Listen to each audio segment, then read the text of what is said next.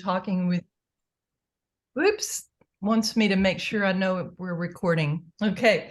I'm really delighted and honored to be here with you today. This is, I think, maybe the most important topic we could be talking about today, anytime, okay? My background is in photojournalism, visual journalism, documentary, visual ethics. And for me, bringing ethics into everything I teach, whether it's a freshman interest group that is about general media issues, or it's a doctoral seminar that is on visual theory or methods, research methods, ethics is part of everything. And I do whatever I can to make that clear from the very beginning of every course I teach. Great, thank you. Ryan, you're next to her on my screen, so if you wouldn't mind. Yeah, sure. Well, thank you, and I really appreciate the invitation to be on this panel. My name is Ryan Thomas, and I'm an associate professor at Washington State University, formerly of the University of Missouri, which I worked for a while.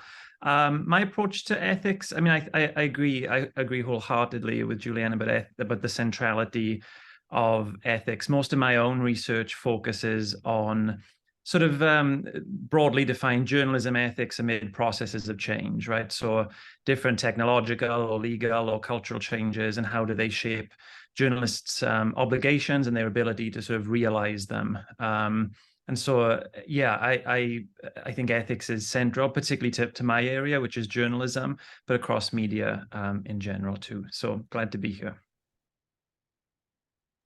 Thank you. Azita? Hi, everyone. Thanks so much for inviting me and giving me the opportunity to be here today with you all. So my name is Azita Hatif, and I'm an assistant professor at Emerson College. My research really focuses on questions of media representation and belongingness. I teach courses in journalism studies, so Introduction to Journalism, of course, Ethics for Journalists, and a global journalism class. And so coming from my background, being trained more in ethnography, I really think that ethics is central, really echoing what Ryan and Juliana were talking about too, where it's really the foundation of the way in which I teach, but also the way in which I research as well. And so it's really critical for me to make sure that every course of mine has that idea of ethics really embedded within it, regardless if it's a JR 101 or an advanced class with graduate students. So it's really important to really have that foundation in all of my courses. Great, thanks, Azita. And Kate, I should have mentioned at the start, Kate is our graduate student representation. So I do want to thank Kate for offering a unique perspective, not to steal her thunder, but Kate, go right ahead. Yes, well, I was going to say thank you for letting me be a part of this, and hopefully I represent grad students well. My name is Kate Stewart. I'm a third-year graduate student in the PhD program at the University of South Carolina.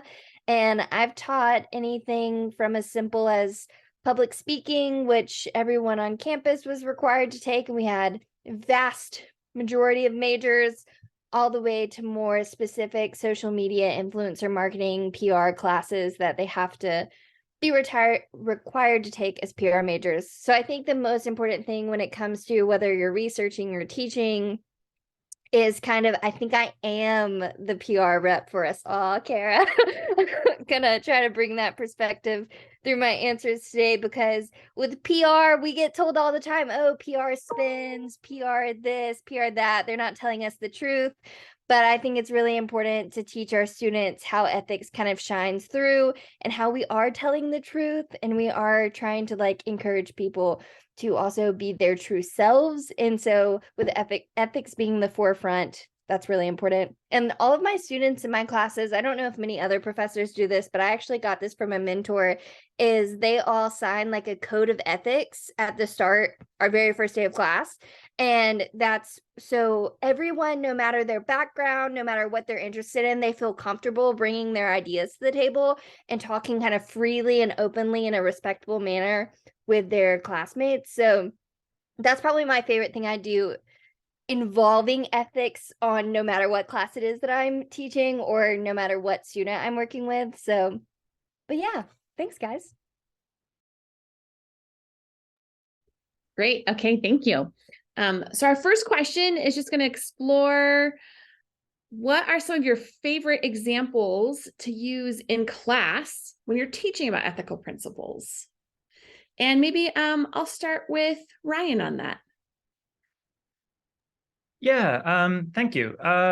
Sure. So for context, one of the classes I used to teach at Mizzou as a freshman large lecture class, and it was a sort of little bit of economics, a little bit of law, a little bit of ethics, a little bit of history, a little bit of everything, sort of orientation, sort of foundations of journalism. But I sort of treated it as an ethics class because my sort of approach to my way of thinking about ethics draws as much from sort of political philosophy as it does from sort of moral philosophy. So I think questions about journalism as an institution are just as important as, you know, individual level decision making.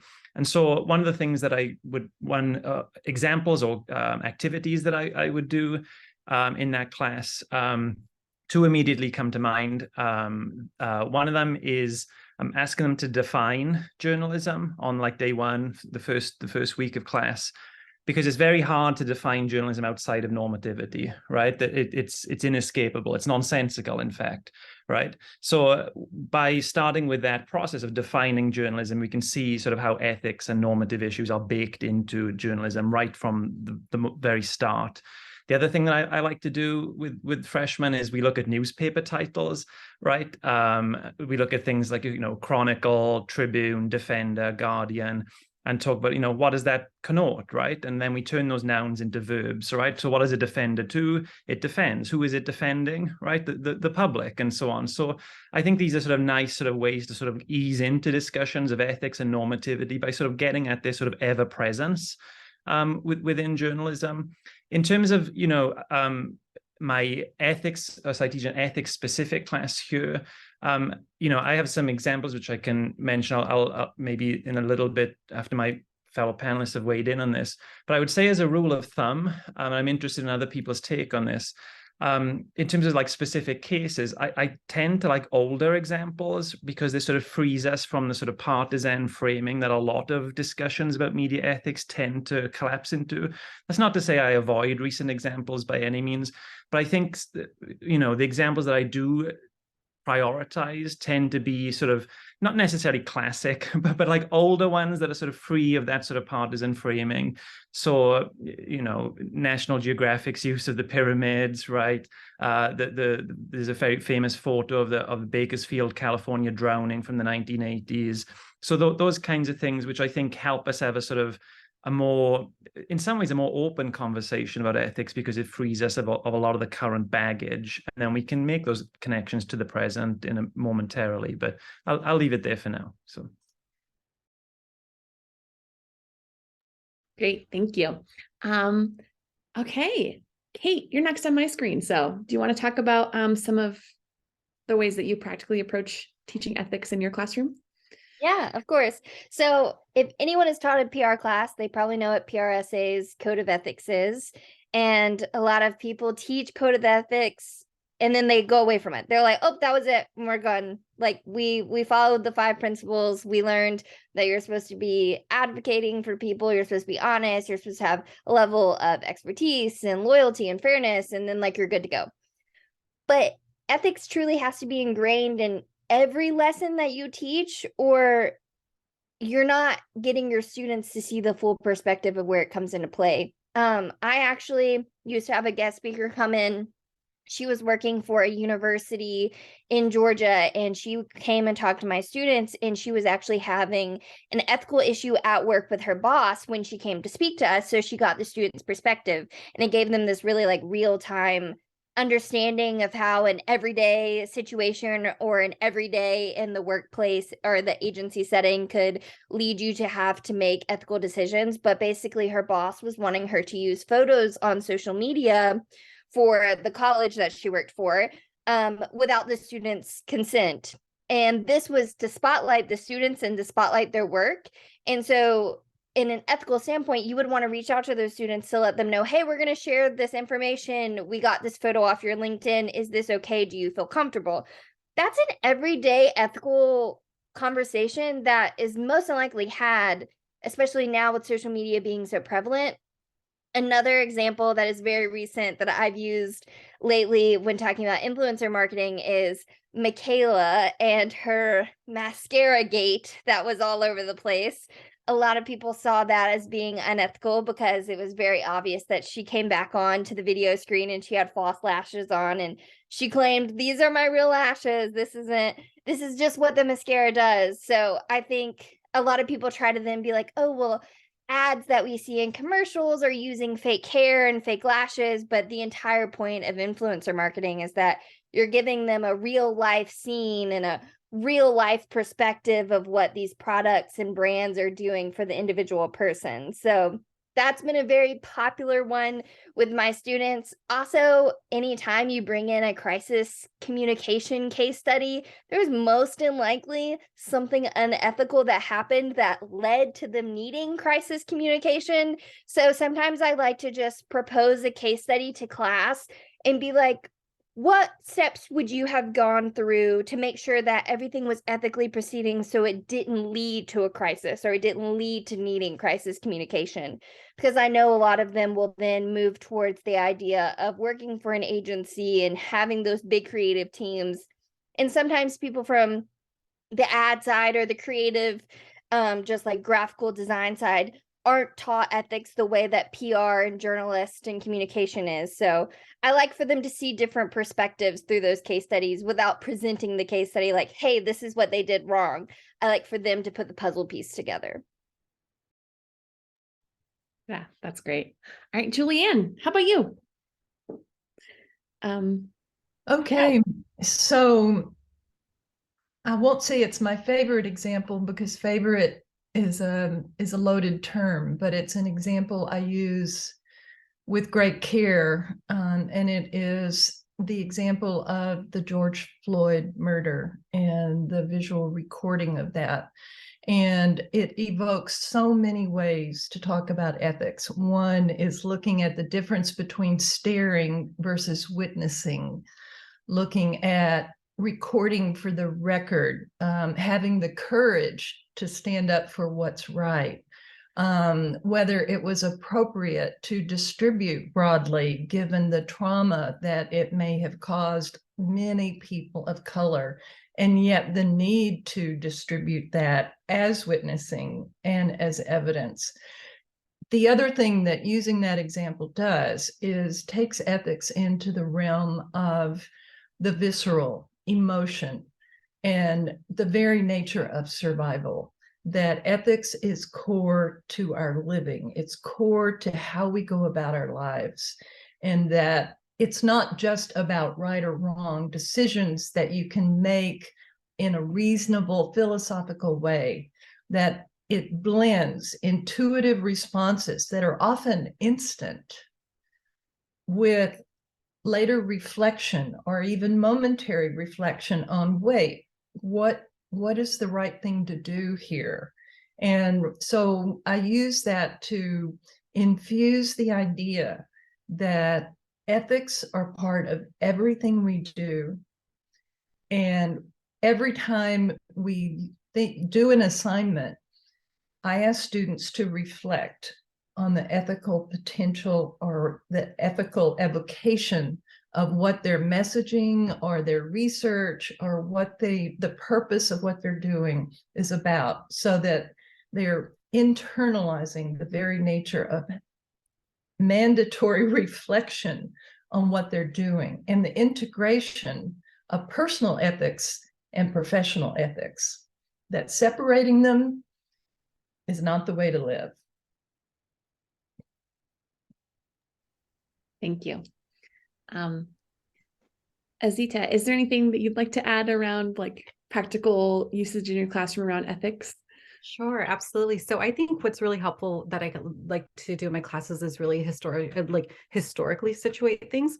So when we're talking about, for example, some of the issues around how the media represent particular groups today, I think it's really important to have a conversation, for example, about the Kerner Commission. And so in some of my classes, we begin very early on, right, having conversations around objectivity and what does that mean? Really thinking about the Kerner Commission, some of the issues that journalists were finding themselves confronted with back then remain today. And so really having conversations about how it is that we cover groups, perhaps that we may be a part of or not be a part of, and the respect that is needed there too. I was also thinking about some of the different activities we do where thinking about like code of conduct, for example, Kate, you had mentioned that. It's always so interesting to see in a classroom. That's one of the first activities we do in my ethics class is reading through different outlets' codes of conducts. And sometimes students are so taken aback by, like, oh my God, I didn't realize that, I can't do this, or, so on. And just the language around that and, seeing how codes of conduct change, right? NPR's has changed theirs quite a bit in the past few years, and thinking more about some of that too. So yeah, those are just a few things that just kind of popped into my head while folks are talking. Oh, I will also mention, I think the good place is always full of really great examples to share at the class too. That's great. Julianne, I want to bounce back to you quickly. I know you said something really interesting that I've been thinking about a lot lately, which is how ethics is really fluid, and it's not just, one day, it's not one lesson, it's something we see on a daily basis, whether we recognize it or not. And so to that end, I'm wondering, how, in your opinion, can instructors integrate ethical principles in classwork on a more frequent basis, as opposed to like a sole unit on ethics? What are your thoughts there?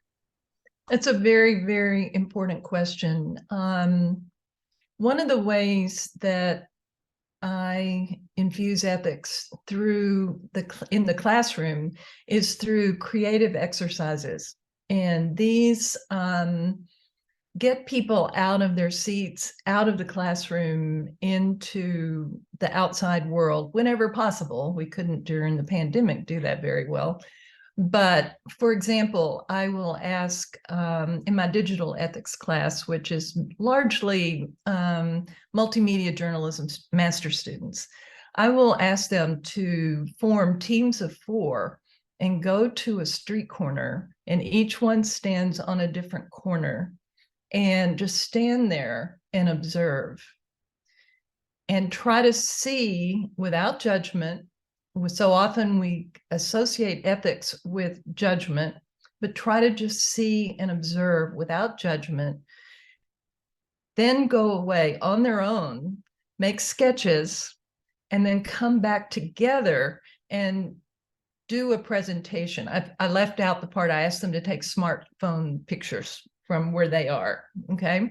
So this accomplishes another number of things. It gets them out of their heads into the real world. It gets them to think about the differences in perspective and how that might intersect with ethics in all of our work. And it gets them to just think about reflecting on how they see and how the way that they talk about or show or write about what they saw as reporters is influenced by the very nature of their biases, and that is a core ethical issue. So I use a lot of creative exercises like that because I try to get people out of their heads. But the core thing is this idea of reflection. If you think about Socrates' famous maxim that the unexamined life is not worth living, Bernard Williams, a wonderful ethicist, philosopher, said the problem is you have to live during the reflection. Okay, so there is this tension between going about our lives, doing the best we can with how we behave and act and think, and sometimes we make mistakes. And we talk about that a lot in class, that we do the best we can, as Maya Angelou said, until we know better, and then we do better. So it's all about that reflective component running through that can tie things like discrimination, bias, inaccurate reporting, misinformation, disinformation, fake news, all of those things go into any course that has to do with media. But the key is reflection and getting out of our heads and trying to remember that we are a living, breathing body that is responding to the stimuli that come to us. And our body's always about trying to survive. And, and ethics, when it gets down to it, are often about how am I going to live? How am I going to survive? So the more we can reflect when we're conscious, the better we can respond when we have to respond very quickly. Does that answer your question, Brianna? Yeah, absolutely. And I think that point about reflection and also reflecting on our role as instructors, I think is another element there, because we're playing a formative role in their learning experience. And I think imparting that perspective is often something that many instructors forget.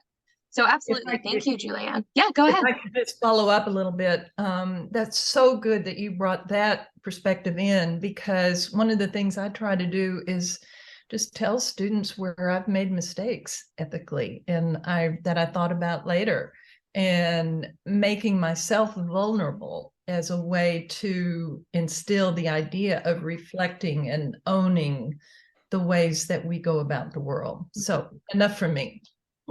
No, that was great. Any other folks, Azita, Ryan, or Kate, have thoughts that you may want to chime in there? I know I don't mean to single out Julianne, but she had a great point that kind of sparked that in me. But anyone else have anything you want to add? I guess I would add, so the classes that I've taught that are sort of they don't have ethics in the title, right?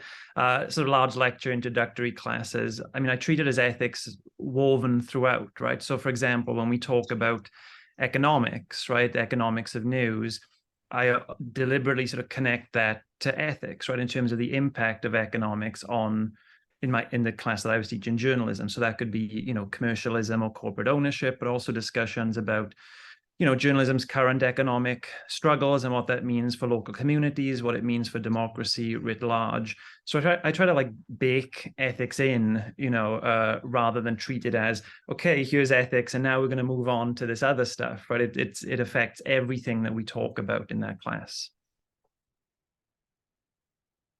Great. Thank you, Ryan. Azita? Yeah, I was just going to really echo this point where I think, just kind of starting off the semester in that way is really important. Like for me, I think when the conversations we start off with, regardless what class it is really thinking about positionality. And I'll talk a little bit more about this later, but kind of thinking about ourselves in relation to who we interact with and how we engage with folks too. That becomes really important. So that kind of guides our understanding of how it is that we engage with sources, for example, right? And how it is that we write about groups. And so it becomes really critical to kind of think about it from a very focused position, and then really think outwards from there too. Great. All right. So this one I first have for Ryan.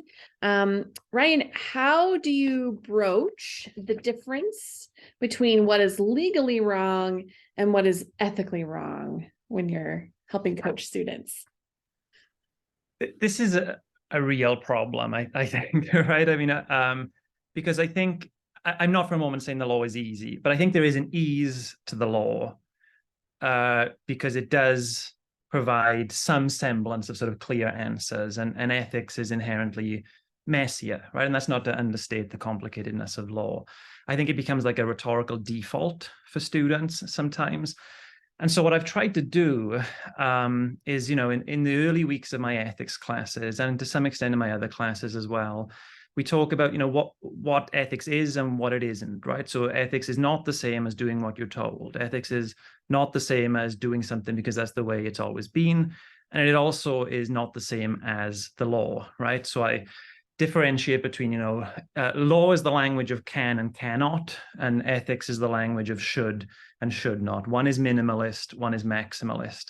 And the example I try to sort of use to bring it down to the, to like a really basic level is that when we use law as a defense, what we are essentially saying is I did this because I could, right? That's what we are doing when we use law as a defense. That is not ethically satisfying. And I think students get that. They when it's put in those sort of like terms, they grasp that. They grasp the need to sort of go beyond that. But because I think, rights talk, as Marianne Glendon puts it, is sort of baked into our culture. And, there is this sort of First Amendmentism, right, that sort of is baked into like particularly American ways of thinking about journalism. It is a constant struggle to sort of go behind that. So I do find myself, even in an ethics class, constantly trying to redirect the conversation away from law back into ethics, right?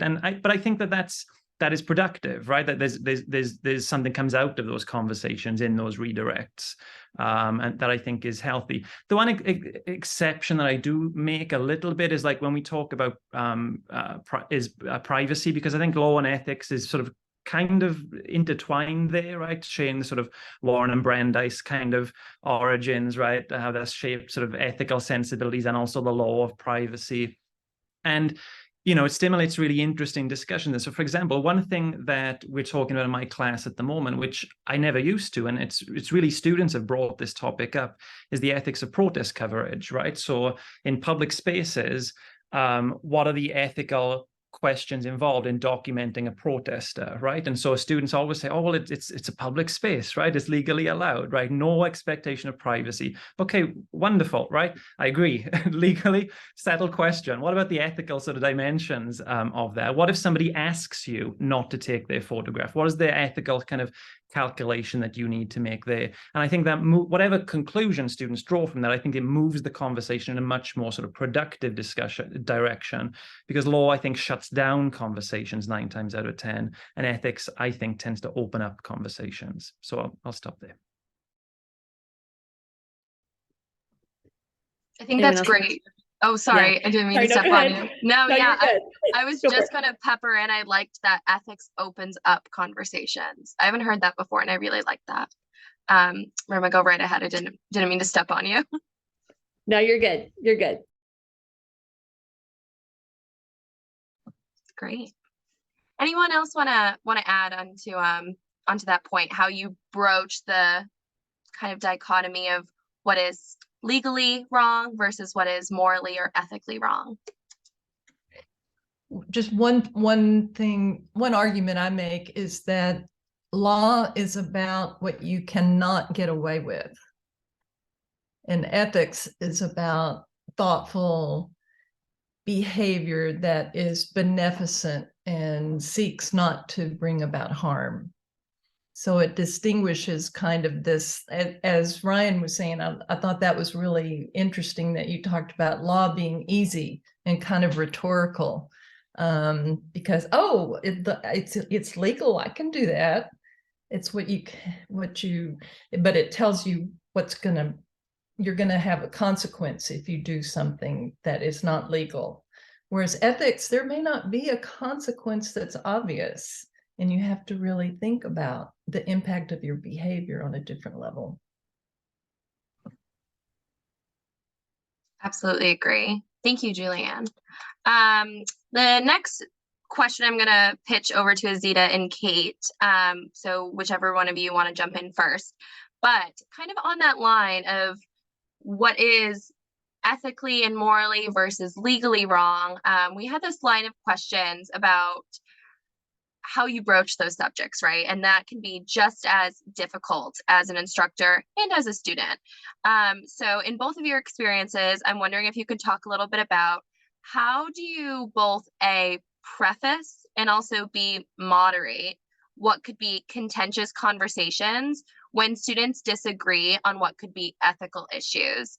I know, Kate, you work in PR, and Azita in media representation. I'm sure there's a lot. I personally work in political communication, which there's plenty of issues that fall into that category. So I'm wondering where you both fall in that area.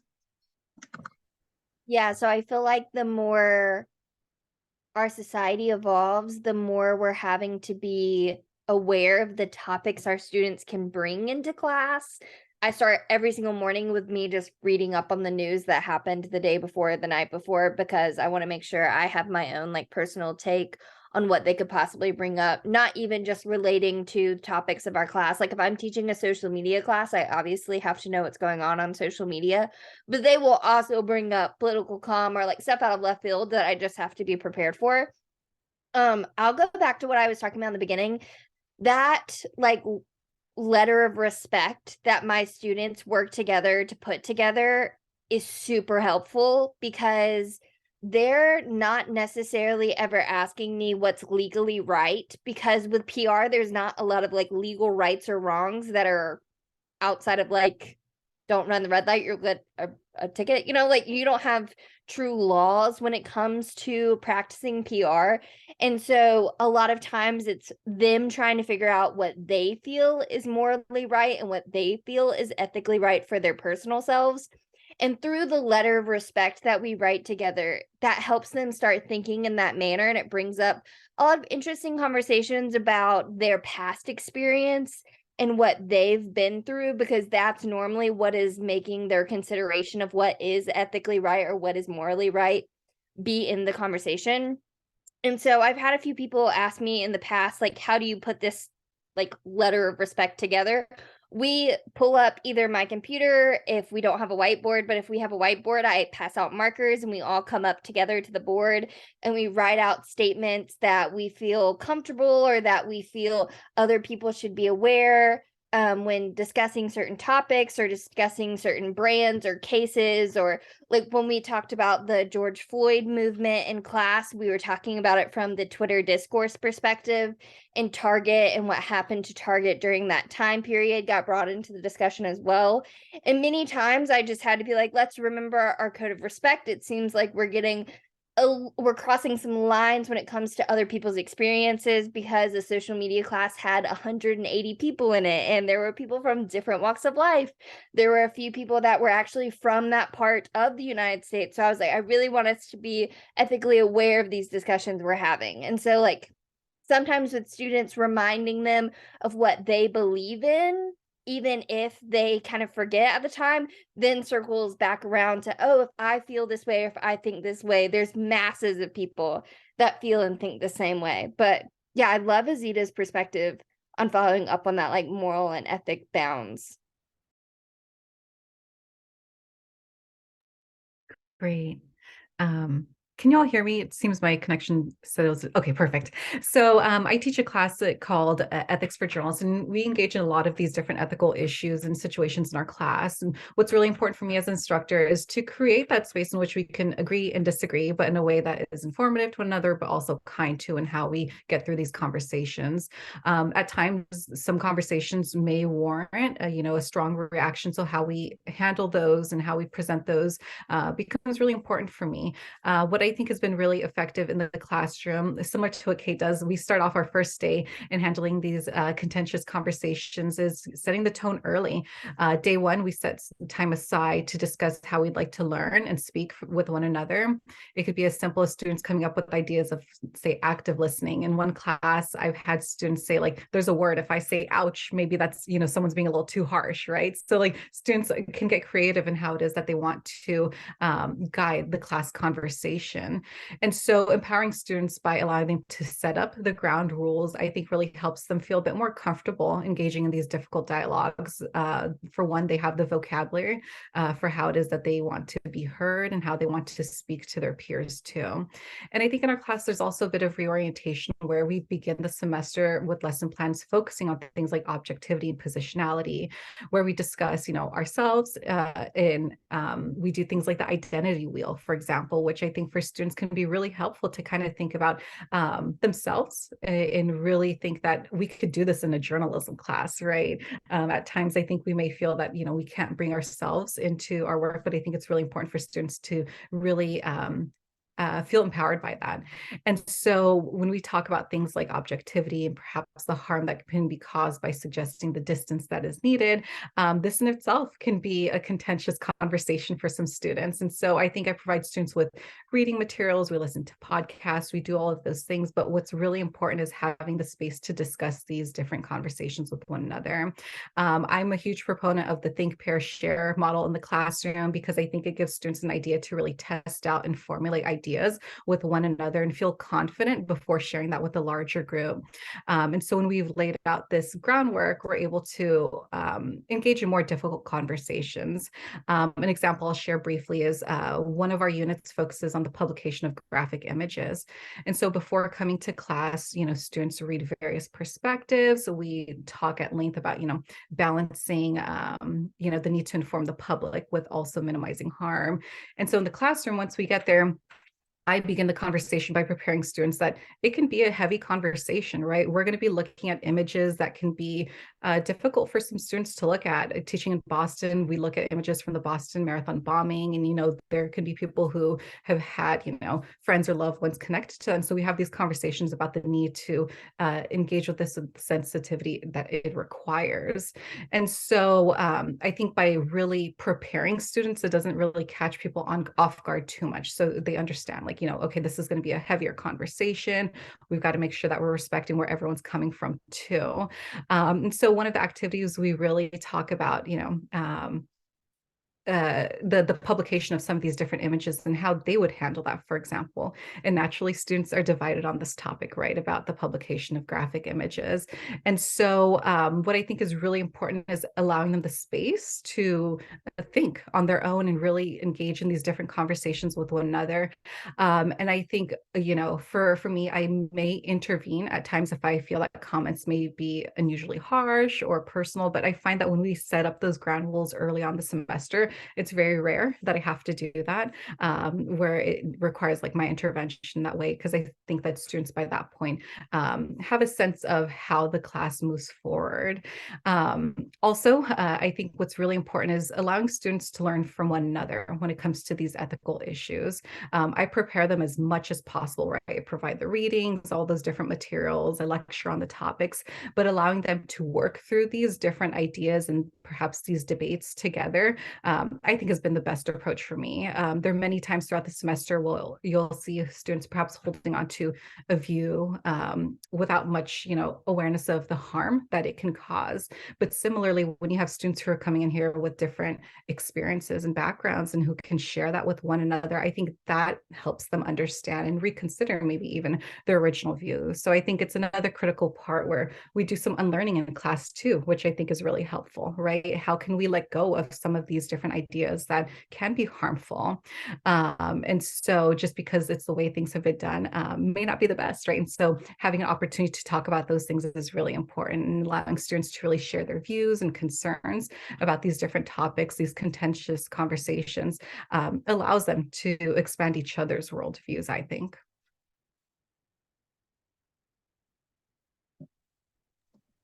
Azita, there's a question for you in the chat. I can read it to you, but it's when you give a verbal intervention when classroom language is getting too harsh, how do you word that? So what kind of advice do you have there? Yeah. And so I think some of the ways, so I always when we go over the classroom conduct early on the semester, we have that plastered on our Canvas page. We have those different conversations throughout the semester. And so I think before we even have one of those conversations, whether it's, how to cover protests or, the ethics of, publishing graphic content, what I think is really important is setting the tone. There have been very few instances in which I feel that I've had to really intervene, but because I found that students have actually done it on their own too. The ouch one I thought was kind of funny when I first heard it, but at one point in the semester, I remember a student saying ouch, okay, and then everyone's kind of alerted to that. But I think for me, there has been, I think there was once in which I did have to intervene, and I brought us back to our classroom guides. This is how we kind of, we laid this foundation down for all of us.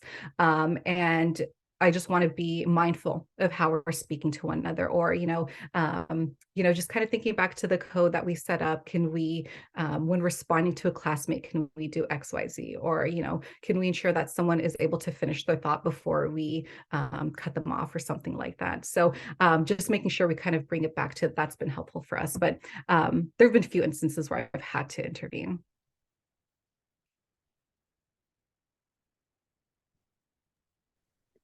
Great, thank you. So we've got one last question. We're going to pitch to Kate specifically, but if anyone else wants to chime in, of course, and then we'll leave some space for some Q&A. So Kate, specifically around social media, when considering ethical practices in social media strategy, what are some specific things you try to integrate into your lesson plans? Yeah, of course. So I think this also leads into kind of what we've all been talking about. You have to web ethics in any opportunity it makes sense to. And when you're talking about social media strategy, it tends to lean quite advertising. They're like, oh, we're trying to sell. And I'm like, that is not the purpose of social media in our field. Our field is really to use social media as a way to reach larger audiences and to inform them. And so when you're trying to inform people, whether that be through sharing educational links about a topic in a nonprofit setting, if that's to get more donors or to advocate for the cause itself, you kind of have to really take the perspective that makes the most sense. I love how Kara was talking about building a community in the chat. Yeah, that's really your main goal online, is to build that community. So if you're trying to sell, you're negating the purpose and the strengths of building that community. Also, if you're posting or if you're not aware of the ethical standards or what could ethically be involved with the audience or the cause that you're speaking on, you're then kind of segmenting a part of your audience that could resonate with what you're sharing with them. And so some of the practices that we kind of put into play is we'll put together, I like this to be more in person rather than do it as like a homework assignment, is we'll put together captions. I'll put a picture up and I'll tell them what the cause or the company is that they need to make a social media post for, and they'll come up with the caption in different teams. So they're able to bounce ideas off of each other before they present it to the class. And then when we present it to the class, we're able to be like, okay, ethically, how could we build on to something stronger? How could we share information maybe in a tighter stance? Because a lot of people get a little wordy and you have 3 seconds to catch their attention. So you want to make sure those first couple of words they're reading is going to really captivate the audience that you're intending for them to kind of speak on. Also, a lot of times we'll talk about the picture itself. So my students will be like, I don't think this was the best picture because of X, Y, and Z. And then it'll be like, okay, but how can you ethically get a photo that has a child feeding a giraffe if it's for the zoo? Then you have children involved, and that leads to more discussions. Also, in our strategy classes, they have to do their own research. And so we talk about the ethical standpoints coming through the research side, because they're like, oh, I can just like go out and talk to anyone on the street. And I'm like, well, no, you can't do that. That's not ethically sound. And you also talking about observing people, you can't just like naturally eavesdrop onto someone's conversation. Like, that's crossing some personal bounds there. And I've had some students come back and be like, oh, well, they were talking about X, Y, and Z. And I'm like, did you tell them you were listening to their conversation? And so a lot of times we learn from our students that we should teach them things a little sooner than we realize at times. But yeah, I think it's really important to just, since social media has so many different facets, you have the caption, you have the photo or video, you have the links that you're sharing. You have to teach them how to ethically almost understand the information they're sharing, rather than sometimes understand the ethical principle that they may or may not be crossing the line on. I hope that was all over the place, but also concise. No, that was great, Kate. Anyone else from the panel want to chime in around social media connections and teaching ethics? I'm sorry, go ahead. Oh, that's all right. I'll just add the quick note to underscore the idea of unintended consequences and how careful we all need to be about what we say on social media, not just from a legal or code standpoint, but just because it's so easy for something to be taken the wrong way. And I think that's one of the conundrums we have with social media, period, is if something can be taken wrong, it will be. And we've got to really think about unintended consequences before we put something out there. And that's an ethical concern.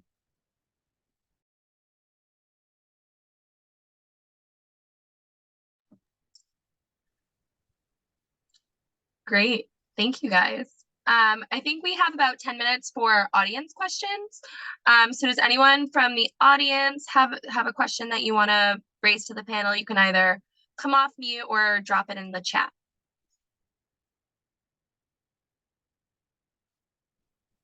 Yeah, I have a question. Anita, go ahead. Sorry. Oh, I'm sorry. I can go first. We got I'm multiple sorry. questions. Go for it. I guess just what is your advice to graduate students in particular on integrating ethics in the classroom? Because like the courses I've taught, which is multimedia content creation and public speaking, like typically I'm given a set curriculum. Often I'm given like set lesson plans, like down to the minute. And we do like one lesson on plagiarism and copyright, largely concerned with like the law, you know, not even ethics. So I guess like what is your advice there? Because I think my concern is, you know, students might not encounter a class that directly addresses ethics until like their senior year. They're almost done with their degree, when that instead seems like it should be foundational content that they like encounter when they first enter the field. So I'll address that with this thought. As director of our doctoral program here at the University of Oregon, I hear from doctoral students so frequently that their ideas are not respected by their supervising faculty. You know, if they're assisting with a course, or they're, as you said, Elizabeth, given a set curriculum and assignments and all of that.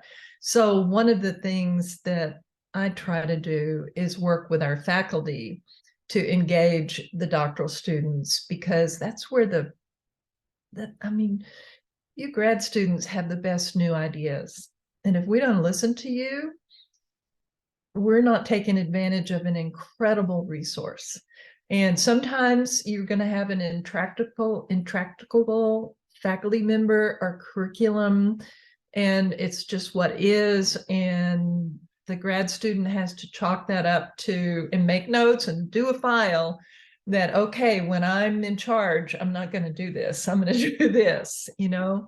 But when you can find allies in your faculty, and you can find supervisors in your faculty and administration, get them to work as well as they can with faculty to make these overall challenges more amenable to change. That's my view. I'll jump in. So I also taught public speaking in my master's program, and they gave us set lesson plans.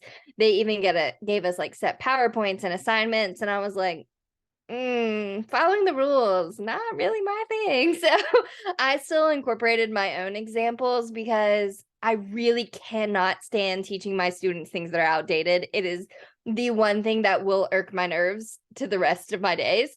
And so I felt like they needed to be updated. I did consult with a professor that had taught public speaking there as a lecturer. She had been there for like 8 or 9 years. And I was like, by the way, is this like okay, after I already did it? And she was like, oh my gosh, yes, I'd love for you to share it with me. And so they actually incorporated some of those changes later on.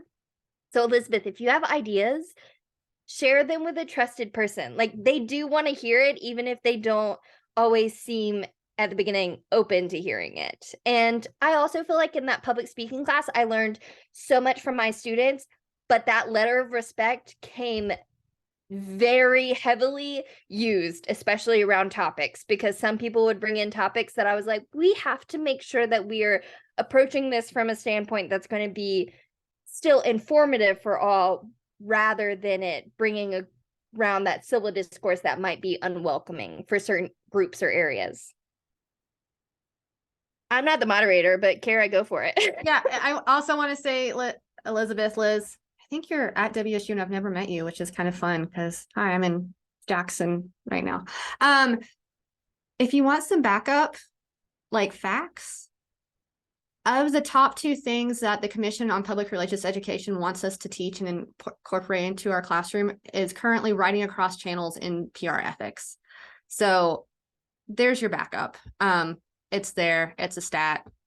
You're doing the right thing.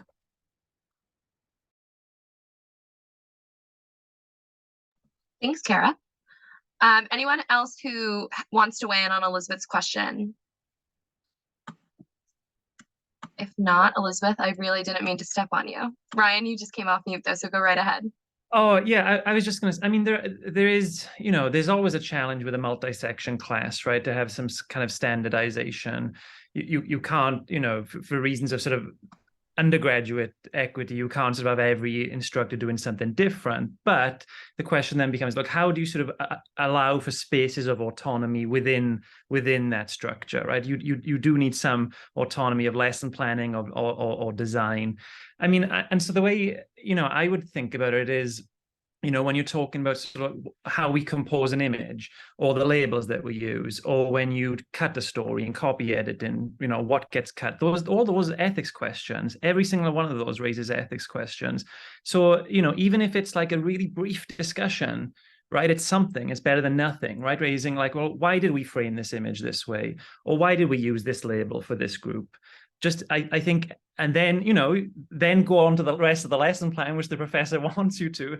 But there's always space for those discussions because they are absolutely baked into our practice. Yeah, thank you, everyone. A lot of great ideas. One thing I was thinking about around that concept of like, how much autonomy do you have as a graduate student? I know at least in Colorado, at a state school like what I'm at, I've been taught that I'm only supposed to teach 80% of the state standards, so whatever those, we call them SLOs at our school, right? But the defined course objectives are, I have some wiggle room, right? So I can make that choice to cut a few of them out. And it might be worth a conversation with your, overseeing professor to be like, here's some areas where I bring my own expertise and where I want to kind of shift a little bit of class time. And I love to challenge myself every semester to go, okay, what do I want to do with my 20%? Like for me, I don't usually get to teach the only ethics class here at CMU. So I'm always having to bake ethics into everything that I do. And I really literally kind of think about what would be 20% of my classes that I could either shift that in entirely or put that in 10-minute increments as we go. So yeah, that's what I was thinking of when you said that, Ryan. That was good. Okay, I think I saw Anita raise her hand too. You want to do a question, Anita? Sure. Thank you. And thank you all for doing all of this. I'm Anita. I'm who sends you a lot of emails about the Media Ethics Division. So you all spoke really in fascinating terms about dealing with disagreement in the classroom. I would love to come to your classes because my challenge is often too much agreement. So my students tend to really want to get along and reach consensus within the first 2 minutes of a conversation. So I wonder if you all have any suggestions or experiences with cultivating disagreement, not just so they fight each other, but to try to consider more possible sides of an issue. One way I do that, Anita, is stressing the importance of turning anything that you believe to be true on its head and thinking of its opposite and asking students to take those sides and discuss them in small groups. And it's interesting and fun. Of course, if it's a really painful topic or a topic like race, that gets really concerning how you deal with it. But you can have fun with that, with other ideas that then can translate or be transferred to the more challenging topics, such as racial discrimination and bias. Yeah. So sometimes I bring up an example that maybe don't doesn't align with my own thoughts. And if they start agreeing a lot, and I'm like, well, how about this perspective? Or have you thought of it from this lens? And then you'll start seeing the shift of, oh, well, I could see how, and then they kind of start branching off. Kara also said Padlet, anything that you can get them to do any type of like word clouds or any type of anonymous online will start that discourse, and then they'll eventually shift to having it verbally in the classroom. But I personally like to just bring my own perspective and be like, well, that's interesting that you 100% all agree this way. I don't. So this is my take.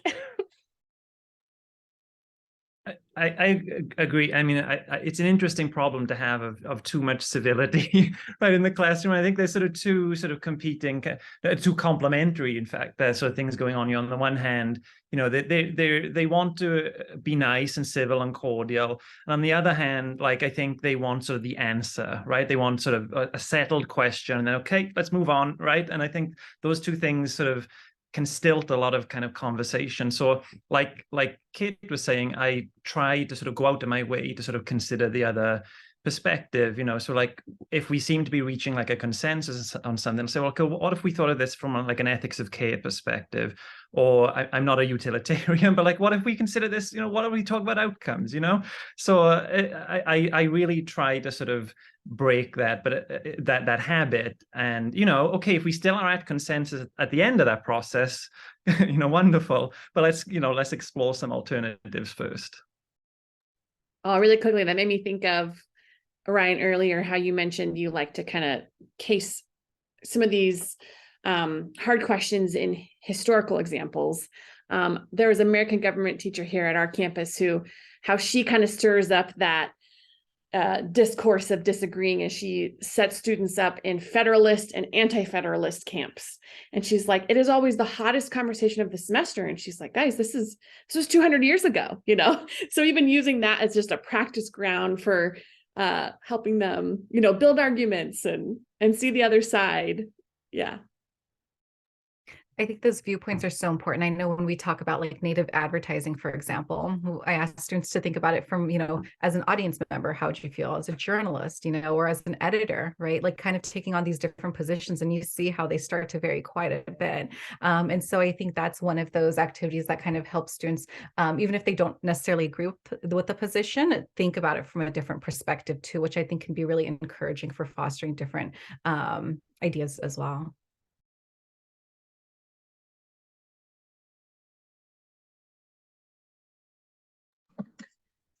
Thanks, Anita, for the plug for Matt in the chat to submit papers for AEJ 2023.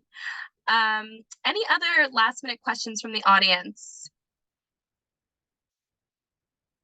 The last thing I would put out there for the audience to think about, especially when you're teaching, make sure that you understand where you ethically stand on the things you're teaching, because the students will probe you for your perspective, and they will definitely want to know potentially why you're using that example, or potentially why you think this is important to talk about. So anytime you set up a lesson plan or anytime you bring examples into the classroom, make sure you ethically know where you stand on something, or make sure you at least kind of back your own perspective with some understanding, because they're inquisitive students and I love it, but you got to be prepared.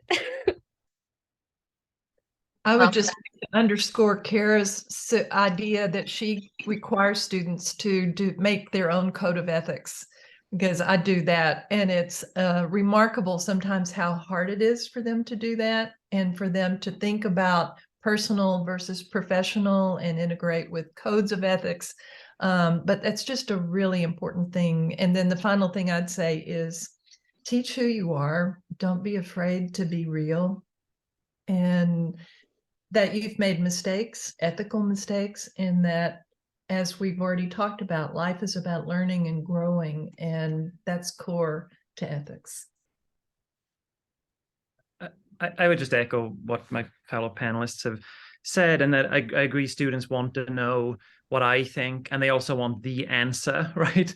And so, you know, I'm candid with them. I'll tell you, well, here's what I think about this case, but that does not mean that I am the sort of authority on ethics, you know, signed, sealed, delivered, this is now unethical, right? So I think, you know, encouraging them to like articulate and, you know, their own stances and the reasoning behind them, while also being, you know, candid about my own positions, I think that can lead to sort of really sort of healthy conversations. And I think just a few final thoughts that I had were kind of thinking back to the conversation about the legal aspects too, where at the end of the day, we don't have to be in agreement, right? Like this is not necessarily like a law course, as we were talking about, where there can be disagreements. And for me as an instructor, I'm going to provide students with all the information that I have available and help and guide them to learn these different aspects of ethics, but ultimately it's their decision and how it is that they take these different topics into their work too. So for me, it's really about providing them with as much information as possible and hoping that I fully equip them with everything that they need to make the best decisions. Great. Thanks, everyone. So with that, just a few last minute housekeeping things. I will be emailing out a recording of today's panel, and I'll include Kate's letter of support, I think it was called. So I'll include that template with that email. For any graduate students left on the call, I do want to plug an upcoming event that the Graduate Education Commission is hosting on March 21st, which is a Tuesday at 8 p.m. Eastern. It is called Sip and Submit. We'll be doing like a mixology class on Zoom paired with tips on how to submit to AEJ.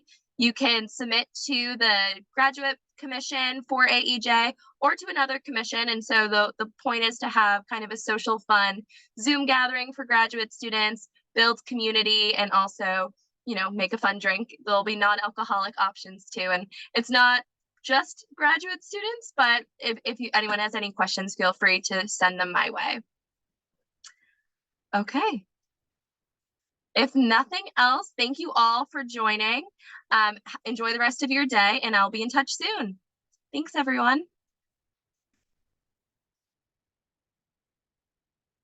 Yay.